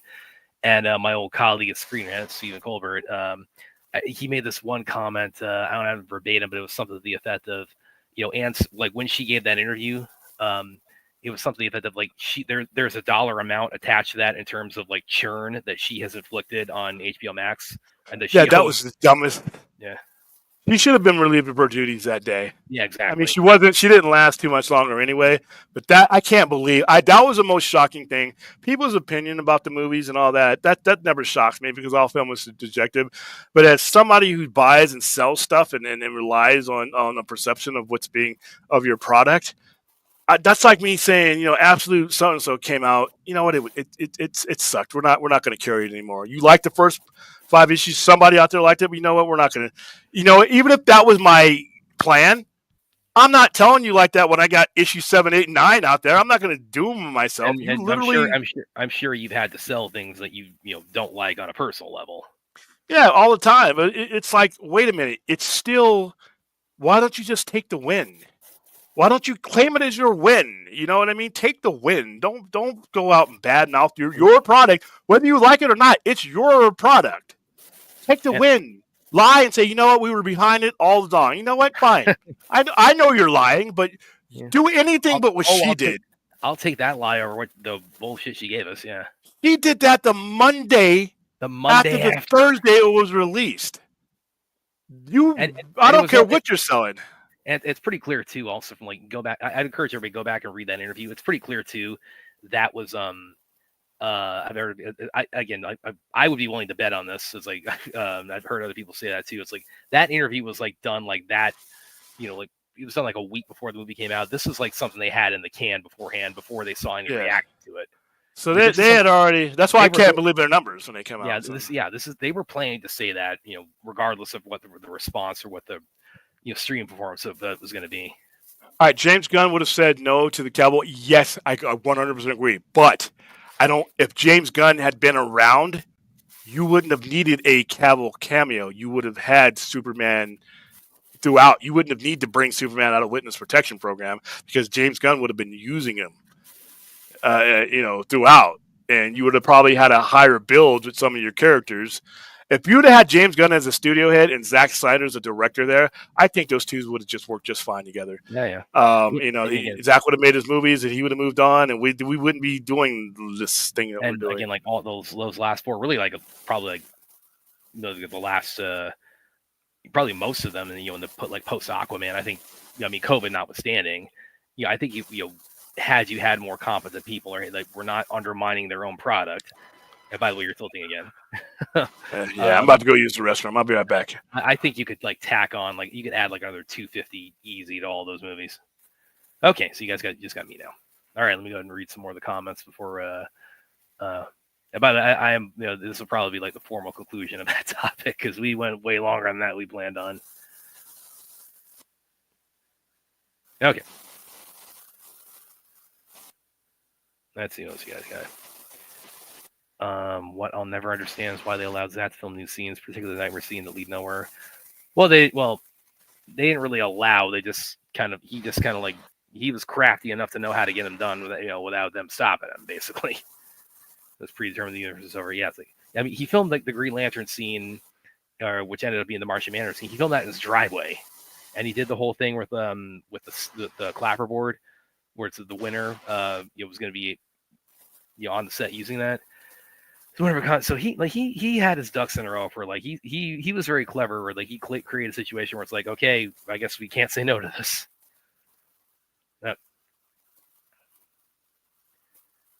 Let's see what else you got. What else you guys got? What will Lloyd Kaufman's cameo be in Superman Grandpa? Oh, Lloyd Kaufman has a cameo? No, I wasn't aware of that. To look that up. Is it true that Peter Savar's Gunn's manager? It seems a little fishy. I could not tell you that. I couldn't tell you that, man. Oh, and of course, we have Williams fly. Excuse me, Williams remote. Patrol is not working. Has no batteries. Okay. Yeah, so that'll be. I think it's once William gets back, they'll be finally getting into those the AEW topic and the Daredevil topic. Hey guys, just to be clear, William and I, we're still good here. It's I just had a very conversation about a topic that just people have very strong feelings about.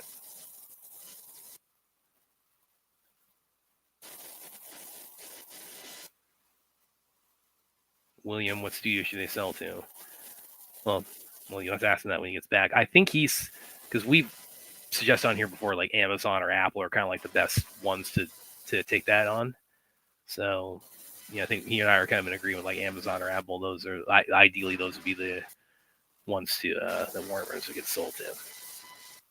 Especially Amazon, because Amazon's got they got all the money in the universe. That's what else you guys got?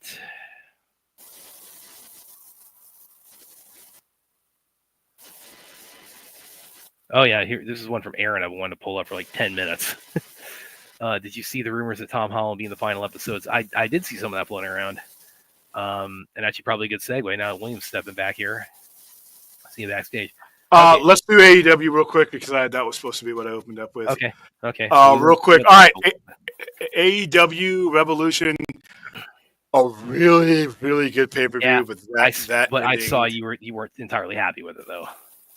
Man, all right. For those of you who have been following AEW, they have a storyline with the Death Riders. There's John Moxley has a heel, he has Marina Shafir, he has Pac, and he has Wilbur Yuta, and he has Claudio. And they've just been, they've been walking around beating people up. So it's like started off strong, and then it just hasn't gone anywhere, and it's been hard to watch. They've been walking around ever since John Moxley won the title like 6 months ago or whatever. He's walked around with it with a briefcase. We don't even know what the AEW title looks like anymore. And tonight they were facing Adam Copeland, who is older than me, in excellent shape. But when the last time I saw Adam Copeland here, he was 50 and he was jumping off the top of a steel cage. I saw that live. I was in the building live. But I think anybody that's watching AEW this is a really weak spot in the match. The ending of it was stupid. But let's go. But the pay-per-view itself was another solid AEW pay-per-view. Where is all my stuff? I don't know. ACS, I don't know how you do it, man. I don't know how you do it. But I had all the matches up. So even the buy-in was pretty good. AEW Revolution 2020. All right, so we're gonna open up. This is in LA, by the way, the home of the Kings, home of the Lakers. It's at the old Staples Center's Crypto. All right, so the buy-in match was Commander and Hologram versus Lee Johnson, Blake Crimson involved. Boring match, 10 minutes. Daniel Garcia and the Undisputed Kingdom, Adam Cole, Kendrick Strong, Kyle O'Reilly defeated Shane Taylor Promotions. 8-man tag team. Buy-in stuff, give you a chance to get your beer, get into your seats. Big Boom, AJ Styles, and the conglomeration, Orange Cassidy, Mark Briscoe with Big Justice and the Rizzlers. Beat Johnny TV, MXN. Like I said, more of getting to your seats. All right, now we're on the actual pay-per-view itself. Hangman Adam Page defeated MJF by pinfall.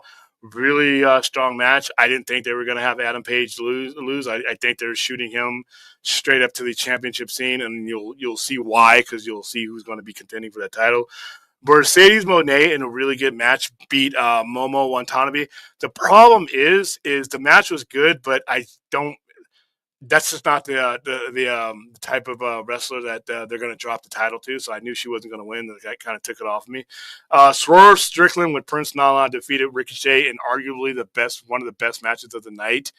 By the way, I got to meet Ricochet here. He lives in Vegas. I met him a couple of days ago. He was just randomly somewhere where I was at.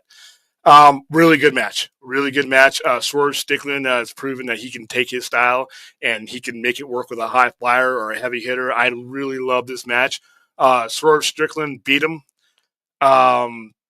He beat him. Nana came out and distracted him with the robe and everything, and it was a really good match. He kept giving him house calls, which is a kick to the head, and then he pinned him.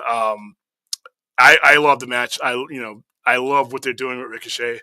When he was in WWE, he was a high flyer, but he was never going to be. He would have never had a match like this at this level on a pay-per-view.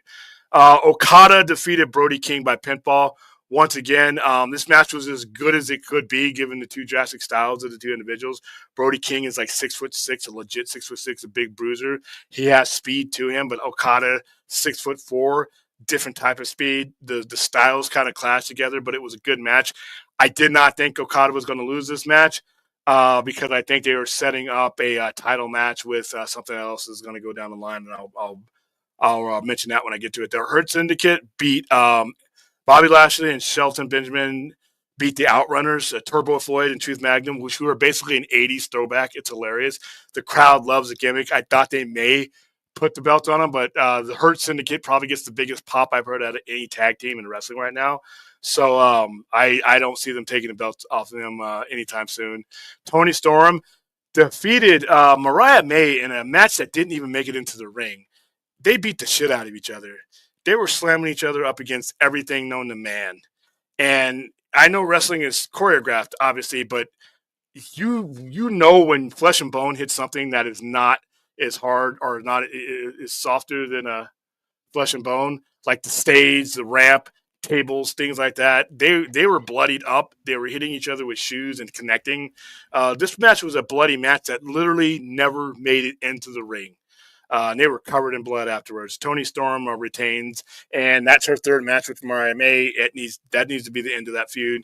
Tied for the best match of the night, in my opinion, Kenny Omega versus Konosuke Takeshita for the International Championship. Excellent match.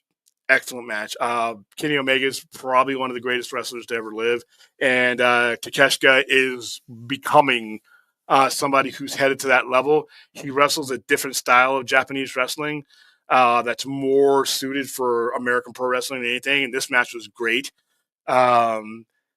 And Kenny Omega defeated him for the title, which I think they are going to merge the Continental title that Okada has with the International title. I think that's going to be a match coming up. And Okada versus Omega, if you know any history of wrestling, I don't even care what's on the ticket if that's on it. Will Ospreay defeated Kyle Fletcher by pinfall in a steel cage match. One of my least favorite Will Ospreay matches, and he pretty much is in the top 10 for matches for me all time. In fact, it's either him or Omega. If there's a match of the year candidate, 9 times out of 10, it's going to include one of those two. But I'm not a big fan of the gimmick matches, steel cages, thumbtacks, and crazy shit. Other people running in, but he defeated Kyle Fletcher with the Styles Clash inside of the on thumbtacks. Now all those matches were great. Jon Moxley defeated Adam Copeland and Christian Cage because after 7,000 years, Christian Cage decided he's going to cash in his little Money in the Bank type contract, which I suspected he was going to do. What I thought was going to happen is I thought Jay White was going to come take the contract from him, whack him with the briefcase, put his name on it, and get in there and defeat, and then walk away with the title. It doesn't matter what happened as long as Jon Moxley leaving the building with the title didn't happen, and that's exactly what happened. Copeland had him beat, had him speared a bunch of times, and then Christian Cage comes in, hits him with the briefcase, he's wearing the hoodie suit that they wear when they don't want you to know who they are. He signs a contract, gets in there. Moxley beats him in submission, which is fucking stupid. You had him walking around with that contract, literally crossing over presidential administrations. That's how long he's had that contract. And to have him do something stupid like that with it. Cool thing about this is, as Moxley's leaving the ring, Prince Nana comes out there and starts staring down Moxley. Moxley, I'm going to, put this suitcase down with the belt that we haven't seen for eons, and I'm going to beat the hell out of this guy. Some 15, 20 feet up, Swerve Strickland is standing on the concourse that leads into the backstage, and they aim the camera, and he's way the fuck up there, and he jumps on Moxley from that distance and beats the hell out of him when he runs away, and then Swerve's like, whose house? And they do the chair. So it's going to be Moxley versus Swerve sometime soon. I know who better win that match because this angle has been hard to swallow. It's like castor oil. I don't need it anymore. All right, so that's my AEW. I would have had a lot more energy, but somebody, I'm not going to name any names, hijacked the show and added another hour to it. Oh, and fuck you in advance, sport. We ain't doing the open. Wait, thank Brad. We ain't got time for an open channel. We weren't doing one anyway. So yeah, I solid pay-per-view, very scary payper-view. You phrased it. You said something like you relating to like AEW said that this opens up the topic or something, and I when you put it that way, I was like, we're gonna see Fort Saint open up the panel. No, we're not opening up the panel. But yeah, it was a very good pay-per-view. I just didn't like that ending. Even Cope gave a good match. He looks in great shape. I just didn't like it. I hate bad endings to pay-per-views. WrestleMania, last couple, a little year before last, gave me one of the worst ones. Did you see the rumor that Tom Holland will be in the final episode? No, he cannot be. But I did see that rumor floating around. I heard the rumor, and like I said, I'm not going to say he can't. They're just going to have to work out a deal that allows the movie. Sony is going to have to. They're going to have to give Sony something because Sony has to approve that because he's contracted, and I but I don't think you're going to see that. That'd be cool. It'd be cool. I mean, but I don't think it's necessary. I did watch Don Campius. Now we're on to the final topic of the night, which is Daredevil Born Again in retrospect. I've had more time to think about it. I've had more time to watch it again. That first episode is better than I felt it was when I saw, especially the last 15 minutes. I felt his rage when Kingpin won that election. When they blind us, the senses, when that music by TV on the radio comes on, staring at the sun. I put that song. I love that song now. When that song is blaring oh hey, how you doing? When he can hear everybody arguing about the results, and this music is blaring over it. They handled that perfectly. That episode was good enough to where its shortcomings just didn't stop it from being great for me. Like I said, we're talking spoilers, but Foggy being killed, I thought was just that was not necessary. And I think the cat's out of the bag. Because it was out of the bag, before I got home. I had it spoiled for me before I saw the episode, so. Which is fucking sucks, but people are gonna be people. I even looked at some of the scenes from some of the episodes that we had watched prior to this. I even watched some episode 3 stuff again, just to see where the differences are. You can tell you're watching something that's been moved up a little bit.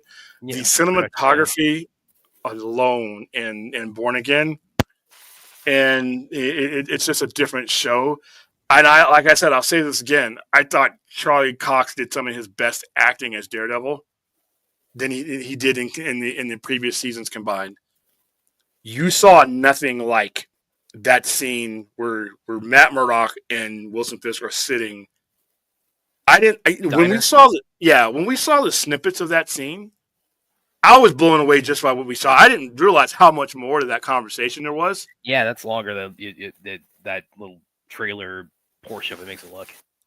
And they did something there, like I told you before. They did something there that they could not do in the previous iteration. They knew how to measure the conversation and where to cut it off. When he got up and left, he's like saying, "If you return your old ways, there'll be consequences."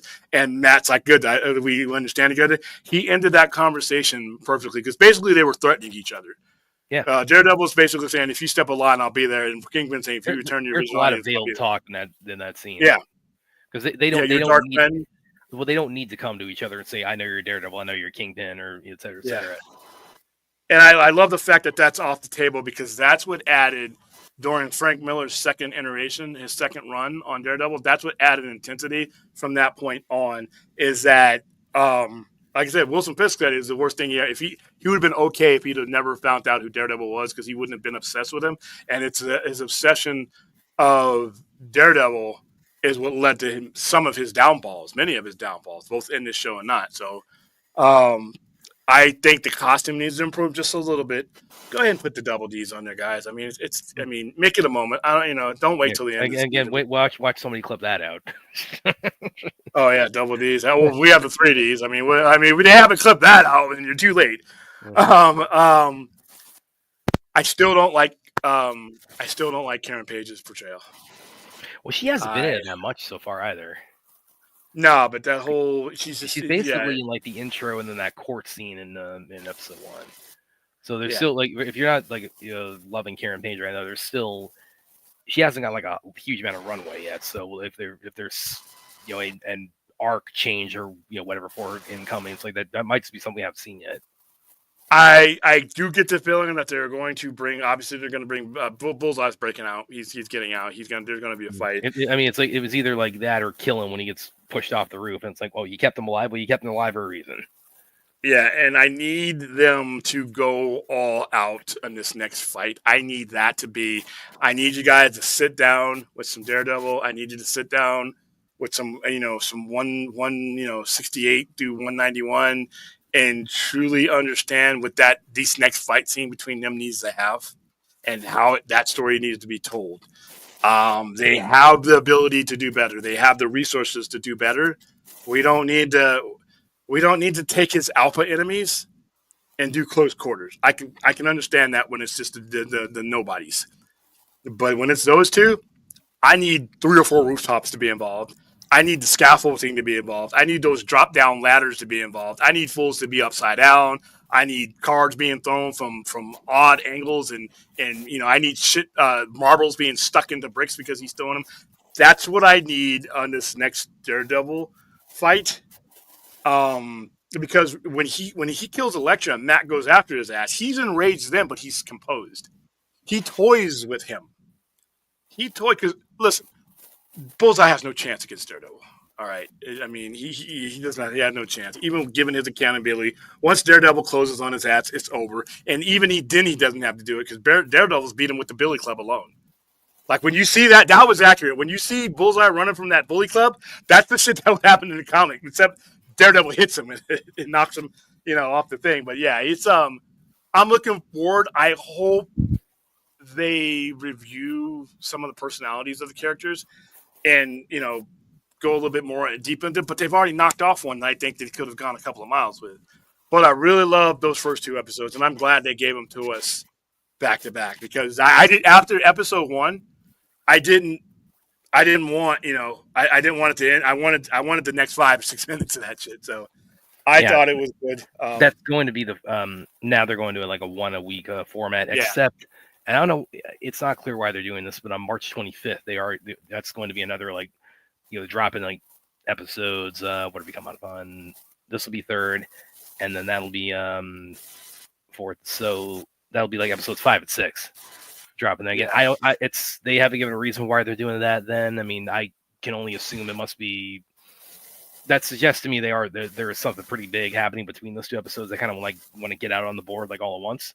Or something's happening at the end of those episodes that leads into something. Maybe I don't know. Yeah. Not sure. I mean, like I said, I find that weird too. But I'm all right. Just doing that with the first 2 episodes, I could see that just as like a way to like restart the momentum on the show. But then doing that mid-season again, it's like, oh, that says to me, it's like, okay, these are going to be pretty pivotal episodes. Yeah, because if they hadn't done that with Peacemaker, I might have tapped out at Peacemaker. That's the smartest thing that they did with Peacemaker. It was give you episodes 1 and 2 in one night. Because had they had not, I don't know if I would have stuck around for week 3, to be honest with you, because at week 3, I was ready. I had my hand up and I was ready to tap out. I had given it 2 episodes, and I think it was either that episode, it was whatever episode where he finds out all those repressed memories, and he starts to crack. When Peacemaker starts to crack, when he realized what a piece of shit his dad was and what his dad, did to him, and he was been repressing that. At that point from that book. So, but if they hadn't opened up with 2 episodes at once, I may have tapped out of Peacemaker. So kudos to whoever made that decision. But when it comes to Daredevil, yeah, I really wanted more after that. And the music in the score, I don't know if it's the same people for the score. You might want to look that up, but the score was superior in my opinion. And not just the score, the lack thereof. Sometimes when you just have 2 people sitting talking and there's nothing going on, that's its own escalation, and I really enjoyed the placement here. The pacing of the show was way better, too. I felt like I was moving through the show a lot quicker than I had. There were no slowdown points in some of it. There's a lot of slowdown points in Netflix Daredevil that weren't there. At least the 2 episodes, who knows? They may slow it down a little bit more, but in the 2 episodes that I was watching, there were certain things I was looking for that to see what's the difference between this and that, and they handled it well. Like I said, killing Foggy, I'm not on board with that, but it's what they chose to do. I'm okay with it in that is their choice to move the story along. I thought you could have killed somebody else. All right, fine. I did like his Vanessa Fisk being La Cosa Nostra. Vanessa, that was kind of cool. And I don't know what she's doing to not age, but keep going, because I still can't believe Vincent D'Onofrio is 65 years old. Oh my God! But I can't wait till tomorrow night. I really can't. I'm looking forward to tomorrow night. I don't know if this is going to be the best MCU show. I mean, I still have other ones that I've seen all of, but so far. But now, and it was what Campion brought up, but I'll give him credit to this. And Yeah, I had a chance to watch that. Yeah, the one you were talking about. But he's like, was it the right idea to connect this to that show so tightly, given the fact that we're not talking about like a year later, we're talking about almost 7 years later. And given the fact that not everybody that's watching the MCU ever watched that show, so now you're bringing it to them. Now they have to do, and this is where I sort of agree with them. Now they got to do homework, and not that's a lot of homework. We're doing the homework. We did the homework, and look how taxing it was on us.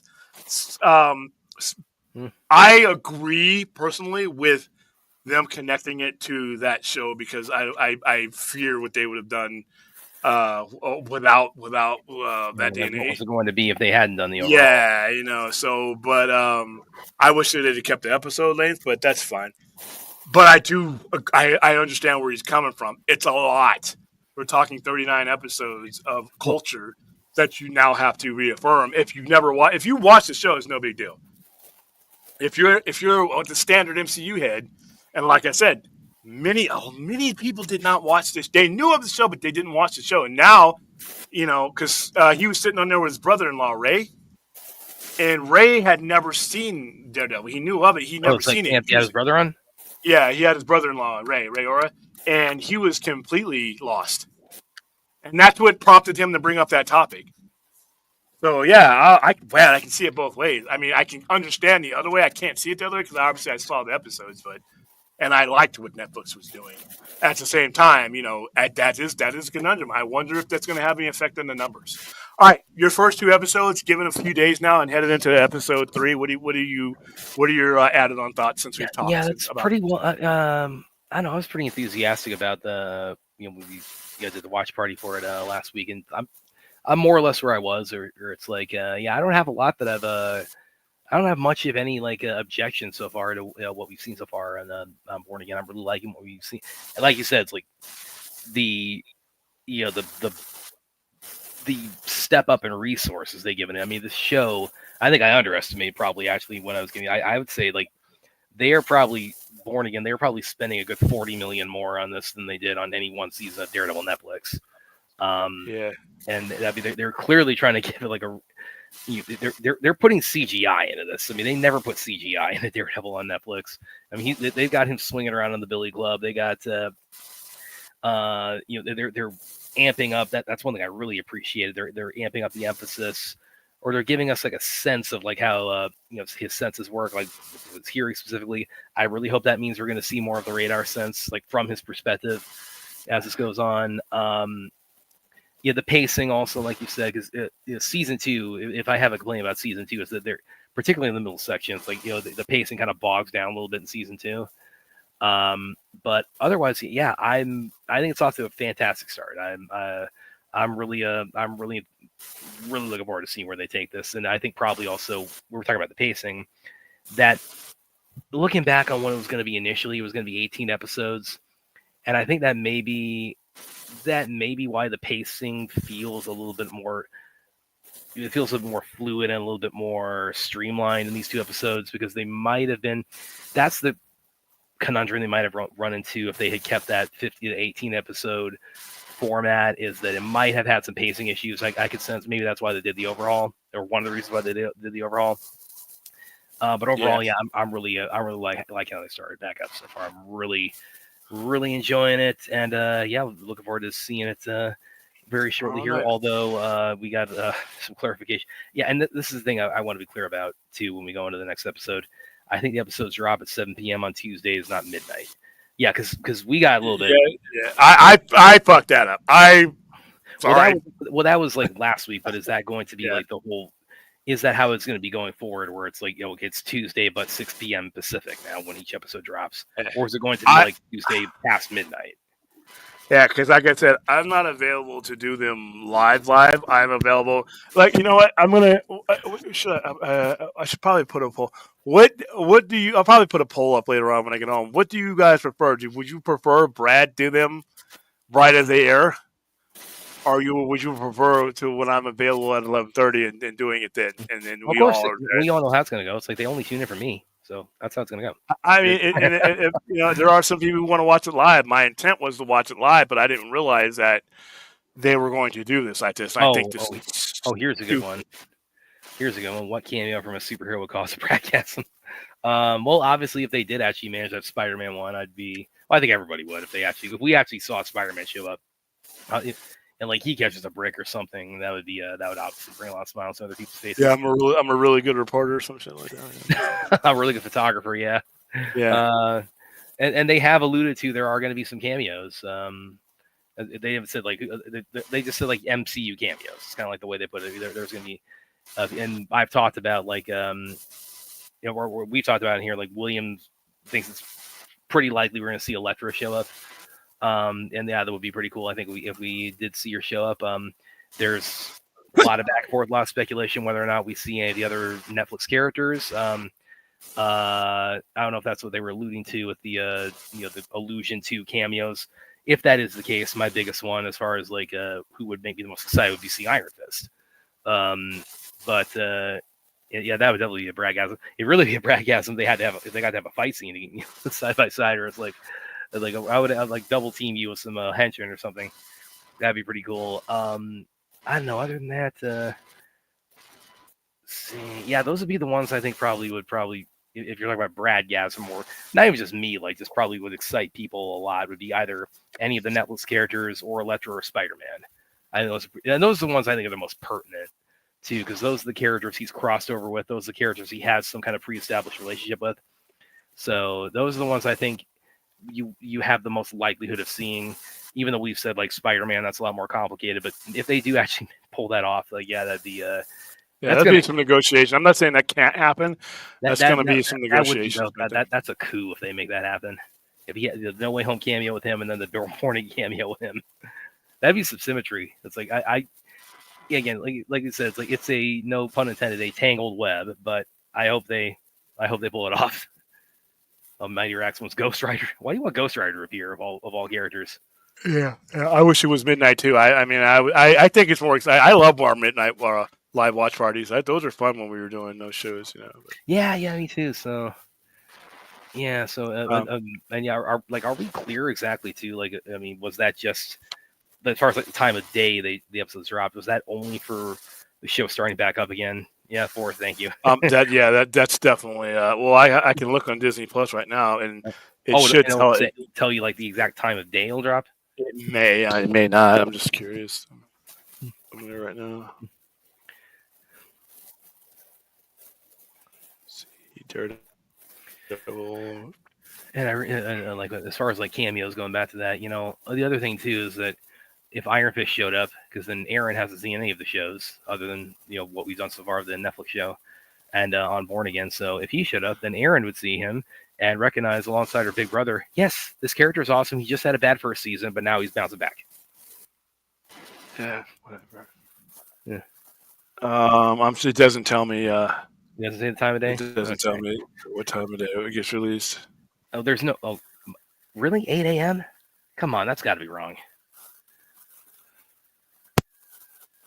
Who said 8 a.m.? Charlie Esparza. Oh, by the way, how many times are you gonna type this in here, Anthony? Yeah, I think this next. I think episode 3. I think that's where we see. I think this next episode is where Frank is gonna finally show up. That would be my theory. That's you pretty much nailed it, Anthony. And I think he's going to beat those cops up too, because he sees a symbol on there, and that's not what he symbolizes. He knows those cops are corrupt. So, I think that's a good point to wrap it up, because, like I said, I was only going to be on here for a little bit, and we've gone 2 hours. Actually, no, we've gone more than 2 hours. So, actually, no, we've gone 1 hour and 53 minutes. So that's enough for Sunday night. All right, guys, tomorrow night.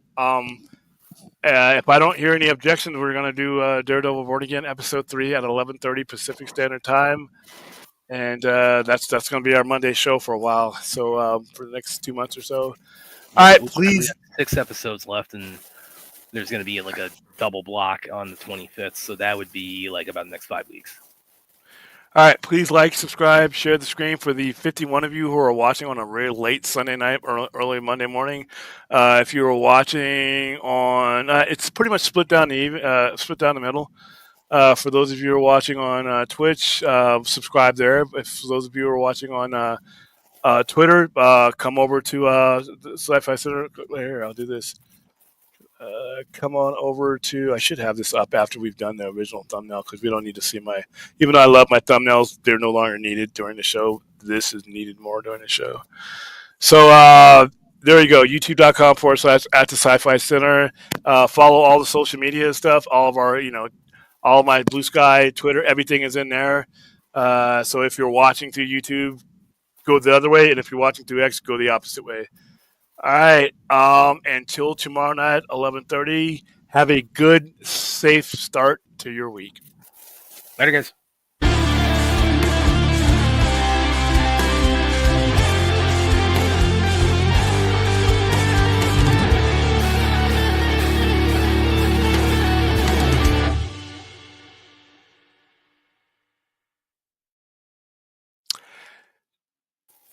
Yeah. Tuesday. We ain't doing shit tomorrow. Okay. So I'm glad I read that because my happy ass would have been here with a stream ready about nothing. Thank you, Music Man, because it is every Tuesday, correct? Yep. All right. So we won't see you tomorrow. We will see you on Tuesday. See you then, guys.